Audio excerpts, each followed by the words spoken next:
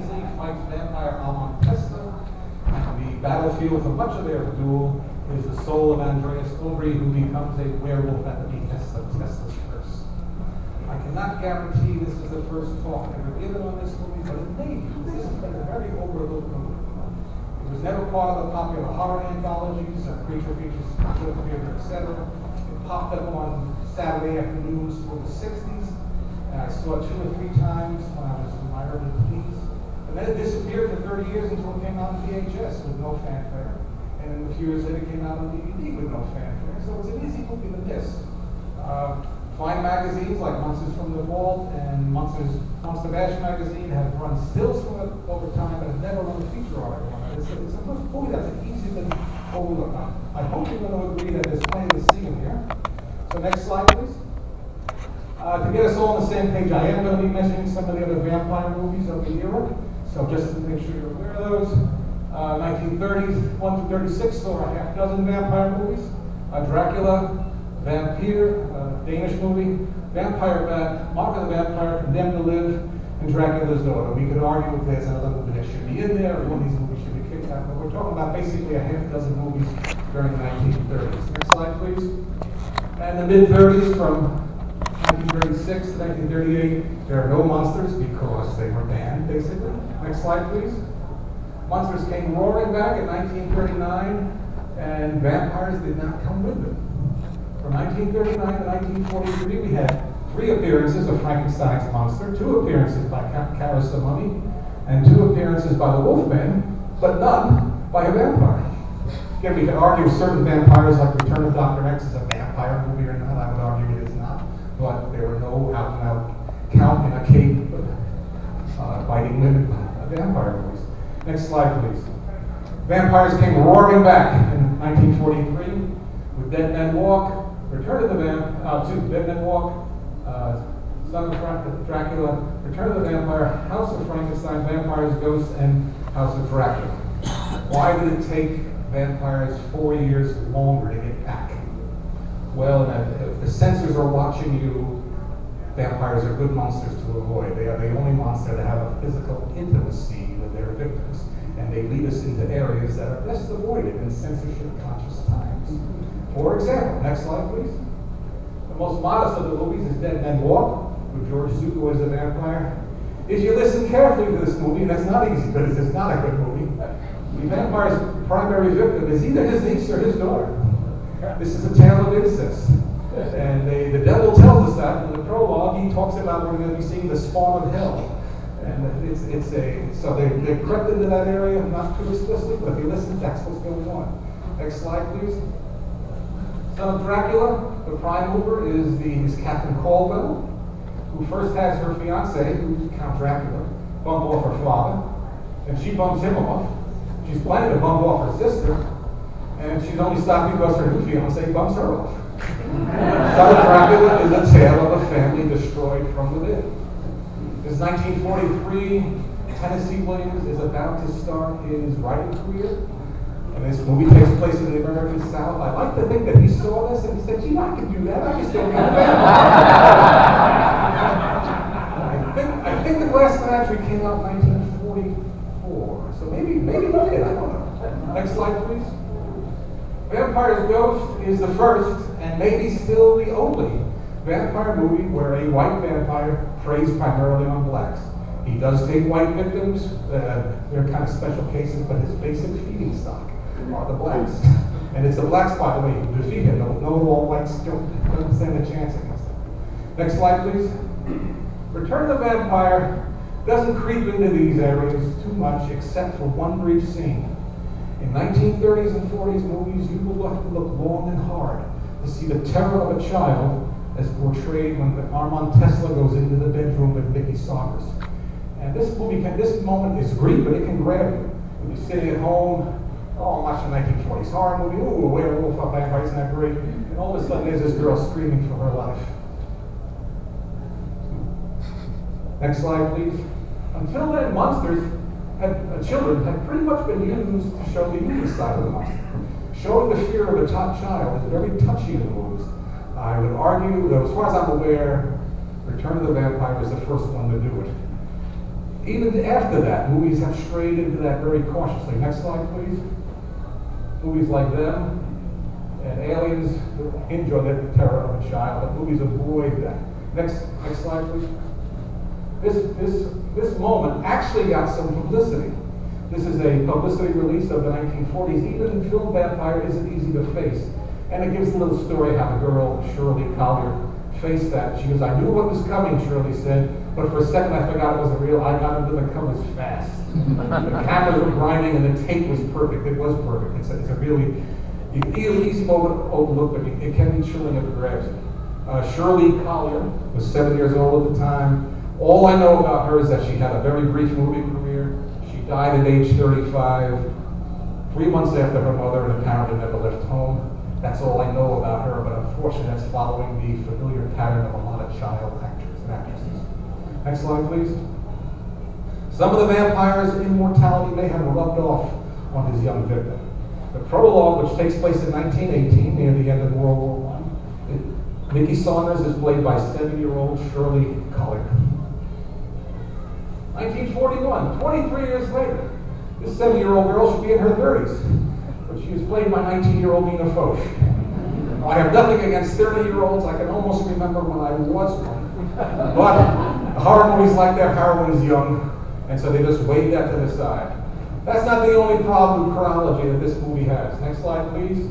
Before we step into the age of the vampire. Next slide. Here's Armand Tesla at various scenes of the movie. This is a picture of him in a book that he wrote in life, but otherwise that's him. Without yelling it out, just how old do you think that man is? Okay. Next slide, please. Armand Tesla is masquerading as Hugo Bruckner.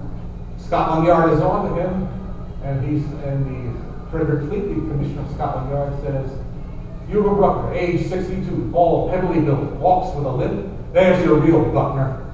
All Lady Jane Ainsley says in response is, 62? I was 11 years old with this movie, and I didn't understand. My grandfather was then about 62. I thought he looked 62. Why was she so shocked by his age? What did she think he was, older, younger? I couldn't figure it out, and quite frankly, I still can't. If you try to look deeper into the age of the vampire, the plot thickens. Next slide, please. Lady Jane Ainsley goes to the cemetery looking for Armand Tesla's body. And she asks him, do you remember seeing one of the old men, a very old man with a spike in his heart? Well, yeah, I remember seeing. I saw him a few minutes before. Next slide. We take that picture and turn it upside down so we can see the face. It's not a very old man. So they got a little sloppy there. Well, was there some changes going on as the movie was being made? Next slide, please. And the biggest problem the movie has, 1918, it says 1918 up there, 1918, Lady Jane Ainsley, as a young woman, helps destroy Armand Tesla. We don't get to see his face, we only see his mirror reflection, but she sees his face. Yet 23 years later, when she meets Armand Tesla at the reception, she gives no indication that she's ever seen that before. This is just like unexplained. Was the vampire supposed to change their appearance? Did they just say the heck with it? Or the changes made during filming? I don't know. Incredibly, Lugosi's other two vampires have exactly the same problem. Next slide, please. 1931 Dracula. Redfield sees the face of the driver who takes him to the castle of Dracula. When he finally meets Dracula, he gives no indication that he's ever seen that man before. Next slide, please. Abbott and Costello meet Frankenstein. Lou Costello sees Count Dracula in Cthulhu's House of Horrors. When he meets him later on, he doesn't seem to recognize him, except, let's give Lou Costello some credit. First of all, he never saw Dracula's lower face. And if you watch the movie, Costello, when Dr. Lehos comes down the stairs, Costello does this little pantomime shtick to say, haven't I seen this guy before? But he just, and again, that's always overlooked. It only takes a few seconds on film, but he is doing it. So, of all the people that meet vampires, it's not Lady Jane Ainsley, it's not Redfield, it's Lou Costello who realizes something's going on here. Next slide, please. Are these inconsistencies, discontinuities, are they due to editing of the vampire? And did they have to edit around the ghost? Next slide, please. In 1943, this was filmed in August 1943, while Lugosi was filming at the studio during the day, he was appearing in our simple place at night. He did take the whole cast and crew of Return of the Vampire to see one of his performances at a matinee. They would have done that on the weekend because the matinees were Saturday and Sunday, and there were performances 6 nights a week. And the Sunday matinee, there weren't a lot of theater going on Sunday. Most of them had the movie rules and stuff like that, but not in Los Angeles. So Lugosi was appearing on stage during the day. He couldn't hang around late. He had to get back to the theater. And according to some accounts, he was tired. He'd sleep during breaks and all that. And he may have been hurting. Next slide, please. There is a scene in the movie when it's definitely Lugosi, even though we only see him in shadow, but we do get to see his part of his profile. It is him. And he is talking to Andreas, telling me what's happening during the night, something like that. And he is stepping ahead of his coffin, oh so daintily, as if his foot is quite frankly, it's the way I would step out of the coffin. And it's not giving an impression of strength at all. This is a man who is taking his time getting out of the coffin. Lugosi could get into and out of the coffin with great grace. Next slide, please. And Abbott Costello meets Frankenstein in Medulla's house of horrors. He steps out one leg at a time. He's lying in the coffin, puts his leg on the side, lifts himself out. He's 65 when he does that. Age 69, he makes another Rodney Meets the Vampire. This time he swings both legs over the side and lifts him up in one motion. There's no stalling in there. He does it quite well. 69, 65. I'm 67, midway between them. I couldn't do either one of those things. And I know there's some Karloff fingers down here, but his arthritis, he couldn't do it either. So, there he is. Okay. But he doesn't get out of his coffin and return to the vampire. I think maybe he was just working too hard and his sciatica would act up and he'd have to be careful. Did they have to film around him, et cetera, et cetera. Next slide, please. So, there are neat pictures like this, but they're not in the film, they're publicity stills. Lugosi is kept, the movie is close to half over before he comes in, before we actually see him. I want you to compare this cape to this cape. This is like one of those pictures in People magazine, find the differences between them. This cape is much higher, it covers the whole ear. This one barely gets to the bottom of the ear. Lugosi wore that publicity still, but he did not wear it in the movie. His stand-ins did. Next slide, please. So through the early part of the movie, we see a shadow, we see a silhouette, we see a mirror reflection with no man there, or we see a man wearing that very high cape. In other words, easy to get a double behind that. Is that Lugosi? I don't think so. I think it's his stand-in. Next slide, please. The first time we see Lugosi's face is in that picture on the frontispiece of the book that Armand Tesla wrote in life. And next slide, please. When Armand Tesla comes out of his grave, we don't see Lugosi. This is the first time we see a vampire dig himself out of the ground on film, but it's not Lugosi. I can tell you that's not his hand. Lugosi had extremely long fingers. Next slide, please. Even the big scene when he reclaims Andreas. Andreas is walking through the woods, comes out of nowhere, the vampire confronts him, turns him back into a werewolf, and then we get to see Lugosi. They are not on screen at the same time. We are looking over the shoulder, we see a close-up of Lugosi, but they weren't necessarily there at the same time. So the film is seems to be working around Lugosi. Next slide, please. Well, we may have not seen much of Lugosi in the early part, but the death of the vampire is certainly the most intimate death of the vampire on film until then. Next slide, please.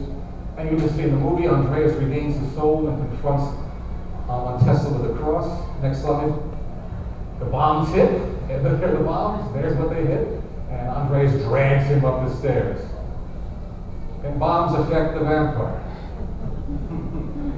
The question should be, can bombs affect the vampire who is under the influence of a cross?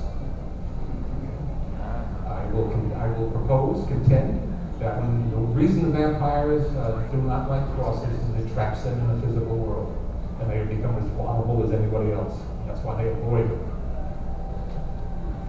If you go to the Universal films and say, why do vampires fear crosses? We don't get a lot of help.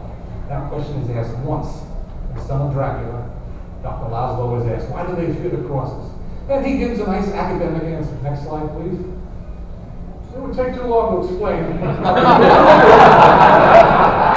a lot, Doc. It's a big answer wall. Okay. Next slide, please. So Andreas drags drags him out, leads him to the mercy of the sunlight. Next slide. And that is not enough for Andreas. He finds that spike and goes after him. If you want to see a spike or a stake driven into the heart of the vampire in the 1940s and 30s, this is as close as you come. We will have to wait over 10 years to see something more explicit. Next slide, please. Such as Return of Dracula when Jenny Blake is staked, and the black and white film for 1 second becomes color, and we see the stake go in. I saw this movie came on television on a Sunday night in the New York area, and I watched it, and I talked about it the next day with my friends. Of course, in those days, a color television seemed to be a luxury beyond comprehension. That was something your grandmother rented to see the Macy's Day Parade, but we never had a color television.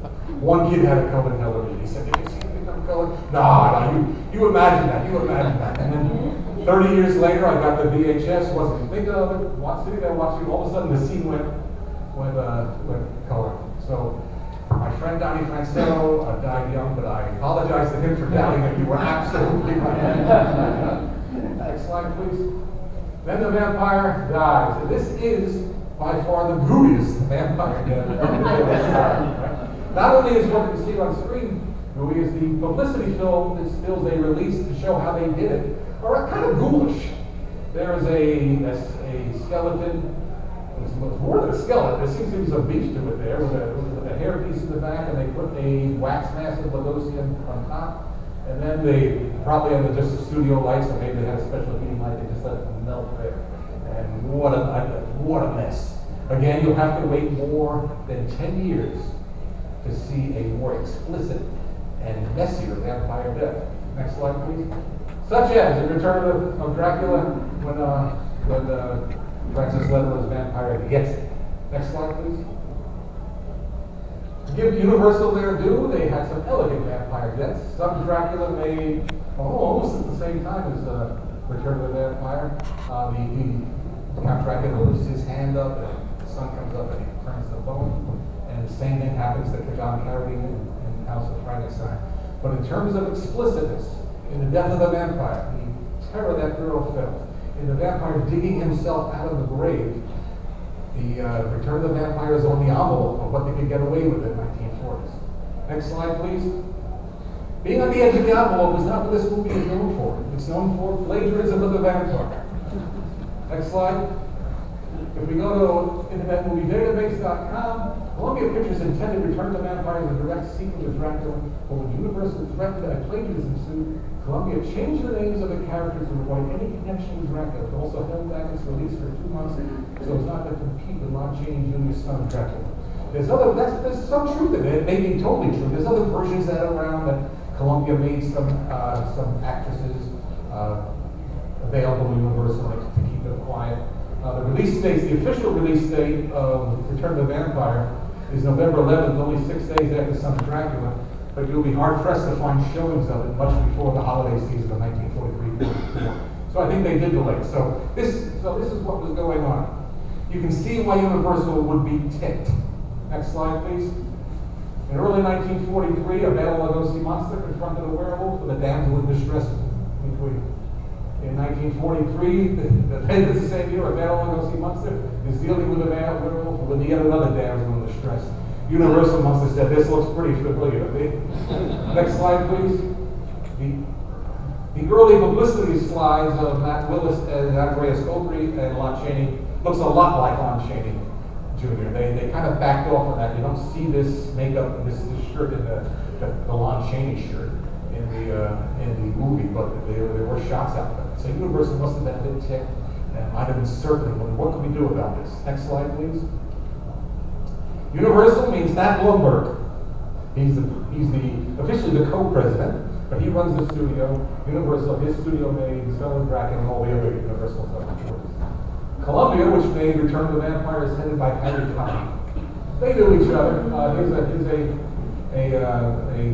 studio shot. That's Will Hayes, and there's Nat Blumberg, a few years younger than there, and there's Harry Cohn. Harry Cohn is not a man to be trifled with. My favorite, he had a lot of good one-liners. My favorite one is, "I don't get ulcers, I give ulcers." So you're not going to threaten Harry Cohn with a lawsuit like So I have to think that Universal called a council of war and said, what are we going to do about this? So we're going to reenact that here. Father Mike, you have a passing resemblance to Nate Blumberg. So I'm going to ask you to be Nate Blumberg. And the rest of you are all corporate lawyers, associate producers, agents, the up and coming, the old timers just hanging on. And we're going to see what the evidence is. And you hired me to come and give you how much of a case do you have for plagiarism against Return of the Vampire? And the reason they hired me, they could have got Red Bank, they could have got Tommy, but they hired me because in my career as an engineer, I sometimes had to go before senior management with these technical issues and say, guys, here's the skinny. Here's what it comes down to. And they kind of like that on my resume. They say, okay, kid, come on and tell us what you found. So Mr. Blumberg, you ready to hear what I've got? Okay, next slide, please. First of all, what does Return of the Vampire take from Dracula? The first 14 minutes of Return of the Vampire are basically a summation of Dracula. Next slide, please.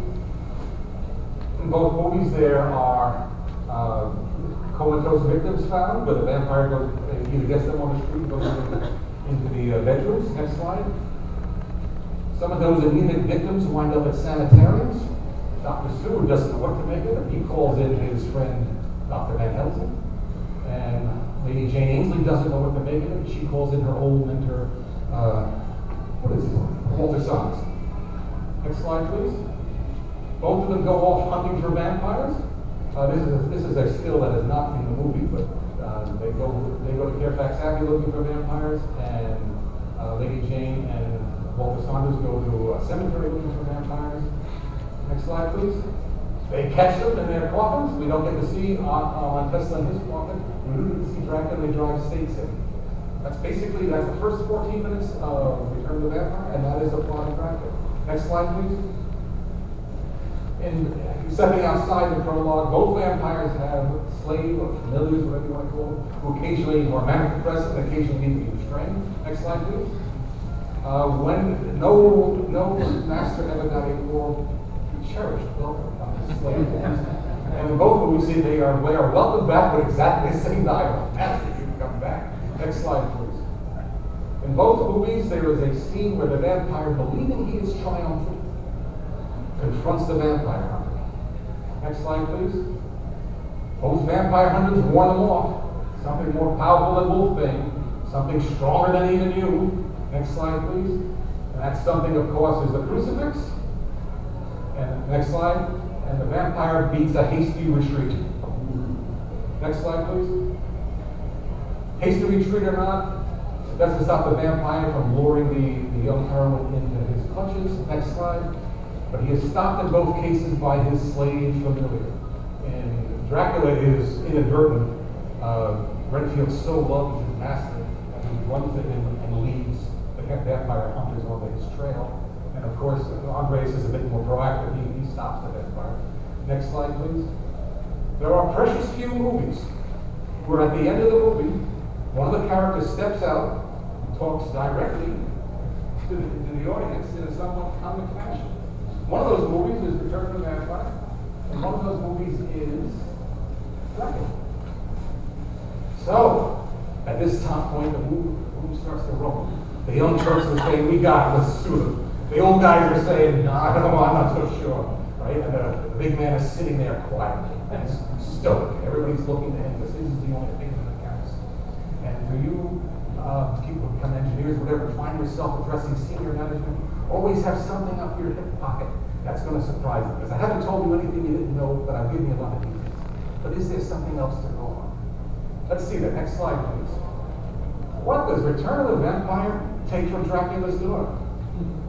I'm going to be honest with you. I thought I was hot stuff when I did these next few slides. And then last March, Tom Weaver published an article where he talks about a lot of what I'm going to say. So you'll have to take my word that I came upon it independently, but I cannot claim that I'm the first. Next slide, please. Okay. In both movies, begin with the same scene. A police commissioner of Scotland Yard threatens to arrest the vampire. It is Sir Basil Humphreys with Dr. Van Helsing, and it is Frederick Fleet with Lady Jane Ainsley. The subtle similarity here is that these are the only two police commissioners that ever get to deal with monsters. Monsters rarely rise above the inspector level. Those inspectors might be played by Lionel Atwill as Newman in Mark of the Vampire, Krug in Son of Frankenstein, Arnson in House of Frankenstein, Bolts in House of Dracula. They might be played by Dennis Hoey as Inspector Owen in Frankenstein Meets the Wolfman, Inspector Pierce in She-Wolf of London, or Inspector Lestrade in Sherlock Holmes movies, which are not horror movies, but they're first cousins, so I don't mind putting that up there. There's only two police commissioners. Sir Basil Humphrey, who deals with Dracula's daughter, and Frederick Fleet, who deals with Return of the Vampire. There is in another movie a person referred to as the Scotland Yard Chief. They never give his precise rank. Anybody know what that movie is? Werewolf of London, you're right. Okay. Next slide, please. Well, the commissioners may have their doubts, but they eventually join forces with the vampire hunter and go searching for the vampire. Van Helsing and Humphrey go all the way to Transylvania, and Frederick Fleet and Lady Jane Ainsley go to the cemeteries. Next slide. They find their vampires, but they don't need to do anything, because in those cases, the vampire has been destroyed by his familiar. And Dracula's daughter, Sagner, who feels jilted, shoots an arrow through her chest. And then, as you've just seen in Return of the Vampire, Andreas turns up his master and eventually stakes him. Next slide, please. Both movies have rather comic civil servants. That's where the comic relief comes from. In Return of the Vampire, it is the civil defense workers who have a nasty job of reinterring bodies. And in Dracula's daughter, it is the London police body who is terrified of all this. Face look familiar? It's Billy Bevan in both movies. Next slide, please. The dialogue is kind of similar. Billy Bevan is scared to death, and his cohort tells him England expects every man to do his duty. He has developed a spine for Return of the Vampire, and he tells his comrade, the king expects every man will do his duty. There's lots of instances like that where dialogue gets parallel. Next slide, please. Not too strong a parallel as the vampires become a bit philosophical. There are many strange things in the world, vampires may be one of them. Or Dracula's daughter tells us there's more in heaven and earth than dreamt of in your psychiatry. There's some cases where the dialogue gets very, very similar. Next slide, please. When Basil Humphrey is confronted with the supernatural, he says it's utterly mad. Dr. Van Helsing said, mad or unbelievable? Oh, well, let's say unbelievable. Frederick Fleet says, simply the most fantastic thing I have ever read. Fantastic or unbelievable? Oh, I'm not going to have vocabulary phrases. Next slide, please. No surprise that vampire movies have comatose victims in the hospital. Let's see what their last scenes are. Next slide, please. On her hospital bed, Lily tells Dr. Garth, that light hurts my eyes. He answers, it's hard to keep your eyes open with that light on them, isn't it? In Return of the Vampire, Miss Norcott is on her deathbed. That light, my eyes, don't close your eyes, just keep looking at me as long as you can. You're hurting me. Light, hurt eyes. Light, hurt eyes. The dialogue is, basically just fantastic. Next slide, please. Both movies have a ring that figures prominently early in the movie, and then just disappears. In Dracula's daughter, it is the ring that she uses to hypnotize her victim. In Return of the Vampire, it is a ring that goes from the body of Tesla to the hand of the symbol of the first pencil worker. He gives it to Lady Jane, and the vampire still comes. Never just drops out of the plot like it wasn't over there. We never get a really good look at Tesla's ring. Next slide, please. There's Tesla's ring, and there's what it looks like. But wait, this is not from Return of the Vampire. This is a wall hanging in Dracula's daughter. I may be stretching that. I may be stretching that, but I'm not stretching the next one. If you want to see, in 1930s and 40s vampire movies, a vampire in a coffin with a stake in his heart, you have two choices. Next slide, please. You have Dracula's daughter, and you have Return of the Vampire. Now, some people say, what about House of Frankenstein? I said, that was a skeleton. That doesn't Next slide, please. Okay, at this point, my presentation is over, and the big man in the room always says the same thing. What the? So this is your big line, Mr. Wilbur. This is my big line. This is it. All right, here you go. What in the name of Sister Mary of the Holy Penguins were you thinking? Ladies and gentlemen, I hope I get a better applause than that one. Okay, we are looking at Payback of the Vampire. If there's plagiarism, there must be a plagiarist. That's what we're looking at. Next slide, please. Well, who made the movie? It's directed by Lou Landers. I'm going to put him to the side for a minute. Screenplay by Griffin J. I'm going to put him to the side for a minute. And then we come to a very curious credit line. How many movies have you seen that have a credit line based on an idea by fill in the blank? And that is a living screenwriter. It's not Mary Shelley based on characters by Bram Stoker. How many movies like that? I can't name any. That may be the only one. So let's look at this guy. You all know Kurt Newman through his most famous film. What's his most famous film? The Fly. Next slide. Okay, he directs The Fly in 1958, so 20 years later. This has nothing to do with my talk, but I can't show you this slide without pointing something that is long father. He has his wedding ring on his right hand. I've watched this movie. Everybody else who's married has their wedding ring on their left hand. He has his on his right hand. I suspect that Dr. Liddell put himself through that disintegrator integrator, came out his mirror image, not realizing it. I digress. Next slide, please. We look at Kurt Newman's writing credits. He has 13 according to the Internet Movie Database. I know there's people here that never miss a movie with the word machete in the title. Overlooked 1958's Machete, written by Kurt Newman. And then he has two very curious writing credits. 1936, he does a treatment for Dracula's Daughter. 1943, he has the based on an idea by credit for Return of the Vampire. Next slide, please. If we look at all the writing credits for Dracula's Daughter, it gets to be a convoluted story of who did what. Okay? That has been addressed in not one, but two books. Next slide, please. Philip Riley's series of unnamed horror movies, Dracula's Daughter, which was with star Bela Lugosi. Here's the writings of different contributors. And the same goes for the latest Crypts in the Crypt by Tom Weaver's series of Dracula's Daughter. If we go in there and pull out what Kurt Newman did, and he didn't write much on it. Next slide, please. Kurt Newman wrote, "It is my intention to write in Renfield through the entire best part of the story. We have the feeling that Renfield will fall back onto his old character. He finally does so at the side of the vampire in his coffin." The side of the vampire in his coffin. Next slide. We know that image. We know it's from Dracula, and we know it's from Return of the Vampire. And you get a little bit of that in Dead Men Walk, but you don't get it in other horror. Next slide, please. So based on an idea by Kurt Newman, there's a question mark. Dracula chokes Renfield at the end of Dracula and throws him down the stairs. What if he survived? He comes back, and as he comes back, in this movie he becomes Matt Lewis and Andreas Obry. Next slide, please.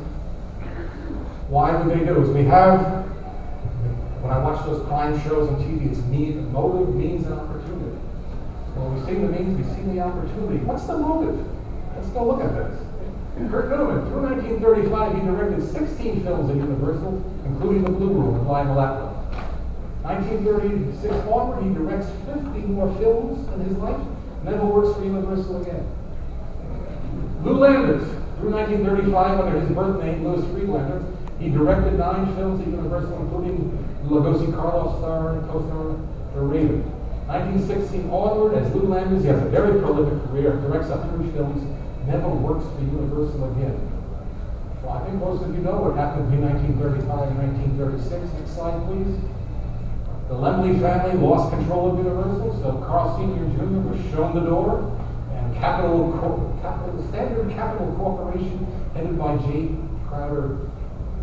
Cheever Crowder, took over. He was a money man, so he eventually brought in Nate Bloomberg. There was a house cleaning. Now, film historians like to joke, oh, they found a lot of dead people on the payroll, they cleaned up the mess and all that. And they also had a house cleaning. They got rid of a lot of people that had been working there. And 2 of them wound up working on Return of the Vampire. Next slide, please. What about Griffin J., the man who wrote the screenplay? 1940 through 1943, he writes 11 scripts for Universal, including the first 3 Karas movies and the first 8 Girl movies. Then he never works for Universal again. So I don't know why he never works for Universal again, but did he have a falling out with Universal, go over to Columbia and says, I'll show them? Or did he go over to Columbia to take a freelance job and Universal saw that and said, you're right, you don't do that to us. Next slide, please. There may be one more victim of what happened. That might be Bela Lugosi. 1931 through 36, he appeared in 7 Universal movies, Dracula, Black Cat, The Raven, etc., etc. 1949 to 1943, he appears in 8 Universal movies, the 3 Frankenstein movies plus other ones. After 1943, he only works for them once again and almost never worked for them again because he got the part as Dracula and Abbott and Costello beat Frankenstein by the skin of his teeth. So were there some hard feelings about him? I can see why Universal would have hard feelings about Lugosi. Because every time they planned to make a vampire movie, they found themselves in competition with a vampire movie that he was making out of the studio. Next slide, please. 2 of them are Son of Dracula and Return of the Vampire, released 6 days apart. Next slide, please. And we go back to 1935. There's Dracula's daughter, there's Mark of the Vampire. I'll refresh your memory on this incident. Next slide, please. In July 1934, Walter Mitchell, arguably the top society entertainment columnist on the East Coast, writes in his column, John Mollison has done a sequel to be named Dracula's Daughter. September, a couple months later, 1934, Luella Parsons, arguably the #1 society entertainment columnist on the West Coast, writes, Marjari Bojari will play Dracula's Daughter. The Lugosi comic will be co-starred with her. So, no surprise that in January 1935, there was a film being made in Hollywood with a vampire who has a daughter. Next slide, please. And that vampire, that is not Dracula's daughter, that is Mark of the Vampire. And there are stories that Universal was unhappy about this. I don't think they're true, but if they were, Universal could, next slide, please. Universal could say, God, we're remaking London After Midnight, sorry. And Universal could come back and say, maybe you're sorry, but how about this? Next slide, please. There's no movies that like cobwebs more than Dracula and Return of the Vampire, not only in the movie, but in the ads. Next slide, please. You have almost interchangeable leading ladies. Next slide, please. You have the same actor playing the innkeeper in both movies. Next slide, please. Okay, you did something with the female vampire's hair, but you didn't do a thing with her costume. Next slide, please. And of course, you got the same vampire. So I can see them being upset, and I wouldn't be surprised if some of that angst fell on Lugosi. Next slide.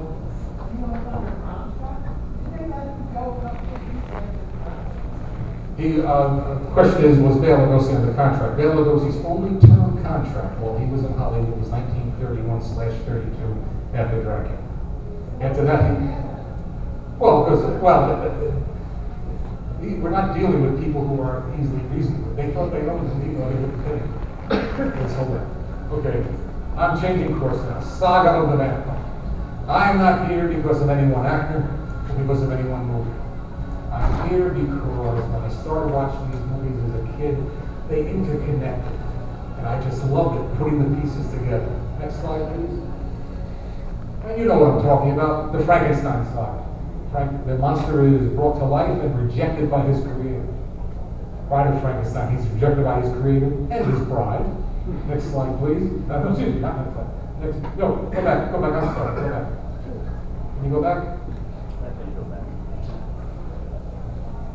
Okay, son of Frankenstein, he's rejected by his brother, but he does pick up a friend in Igor. Goes to Frankenstein, he's rejected by another brother, but in a poetic touch, he and Igor become one thanks to the brain transplant. Okay, next slide, please. The Wolfman, he comes home to find his brother dead and his rather distant father difficult to deal with. His next 3 appearances, he encounters a comatose monster and a mad doctor that will revive him. Those are stand-ins. The comatose monster is a stand-in for the dead brother, and the doctor is a stand-in for the distant father. And Lawrence has to contend with that. Finally, in House of Dracula, he is cured, but at a price. The Wolfman kills countless people. Lawrence Talbot kills 2. He is forced to shoot Dr. Edelman, the man who has cured him, and he starts the fire that kills Frankenstein's monster. That is the price of his redemption. Next slide, please. Paris the Mummy has a simpler tale. Archaeologists steal his Princess Ananka, leave him for dead. He tracks him down and kills him. He goes looking for Ananka, almost gets her, and And finally, he does get her forever at the end of the Mummy's Curse. And as far as we know, the both of them lie side by side, Karis and Ananka, in the fictitious Scripts Museum of New York. Next slide, please. I can't do this with every monster, though. I can't tie the Invisible Man movies together. There's no saga there. Next slide, please. And what about Dracula, the guy who started it all? I can't dig a saga out of there. But, next slide. Can I do it if you let me put Return of the Vampire between? And I'm asking you to let me do that because, as we've seen, Return of the Vampire is set itself up to be a sequel to Dracula. Next slide. And why should I do that? Well, it has the same vampire. That's pretty obvious. Next slide. In each movie, the vampire's first scene is with the man he will make his slave. Renfield, John Grace Aubrey, and Frankenstein's monster. Next slide, please. In each movie, the vampire must contend with a manic depressive werewolf. Is he a werewolf? Well, we are told he howls like a werewolf. We know that the bars in his cell are snapped every night. I always assume that Dracula did it, but if he becomes a werewolf, he can snap them himself. So, and the character progresses from the slave Renfield to the rebel Andreas to the crusader Talbot. Next slide, please. So, we all know how the saga begins.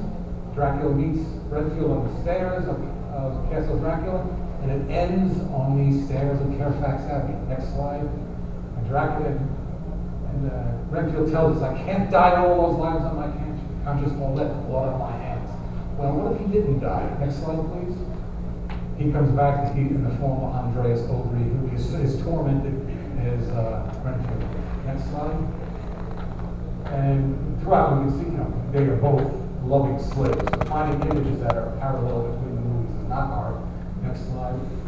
You may take some convincing that Renfield and Andreas have a lot in common, but I don't think you do that Andreas and Lawrence Talbot have a lot in common, because he was parallel. That's the next slide. And there's been some talk about the spatial similarity between, I wouldn't say it's striking, but they have the same persona, I would say. Next slide. So the torch passes from Andreas, who has just killed his master, but when that master returns to Earth as Count Dracula, on his heels is the now immortal werewolf Lawrence Talbot, who brings to Abbott an unexplained drive, compulsion, whatever you want to call it, to destroy Dracula. Why does he do that? Never explained. Next slide, please. The only exchange of dialogue between Lawrence Talbot and Dracula is at the masquerade ball, and Talbot says to him, so we meet again in Count Dracula. Well, if you watch the Universal movies, they've never really met in Universal. Next slide, please. And that leads to the final confrontation, and where both jump to their deaths, never to be seen again. Next slide. If we step into modern Gothic monster fiction, a lot of it is based on a natural animosity between vampires and werewolves. Starting with the Underworld franchise, the Twilight franchise, the Vampire Diaries, the series of novels by Glenn Duncan, even the artwork. Either one of these could be scenes out of Castle of Frankenstein. That's a Frank Frazetta drawing from, I think, the 70s, and I haven't been able to find the artist of this, so it's easy to find this online. It all begins with these three movies. Next slide, please. The saga begins with Dracula, Return of the Vampire, and Abbott and Costello, Frankenstein, which I think tie together easily. Next slide. And so it's hard to swallow that because another studio gets involved. It is a Columbia movie, not a Universal movie, but thematically I think they fit like a glove. Next slide, please. 15 seconds commercial. Yeah. If you like Lady Jane Ainsley, and if you like Andreas Aubrey, and if you like Armand Tesla, you have to watch Return of the Vampire, or you can also read my book, because Lawrence Talbot does it. Gets around a lot, and though the book is totally consistent with the plots of the Lawrence Talbot movies, I managed to have him meet a lot of people, including Andreas Aubrey and Lady Jane Ainsley. So, that's my talk, and I'm glad to take your questions.